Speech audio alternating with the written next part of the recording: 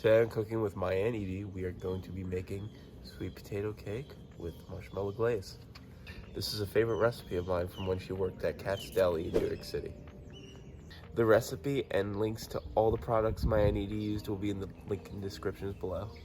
If you love my aunt's cooking as much as I do, hit a like on this video and every video.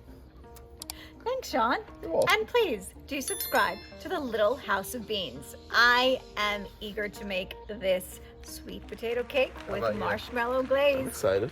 You excited? And I know it's Sean's favorite. Right, Sean? Favorite. Sweet potatoes? Cat's Deli. I know. That's all right. I'm ready. Are you ready? I'm ready. Let's do it. Yeah.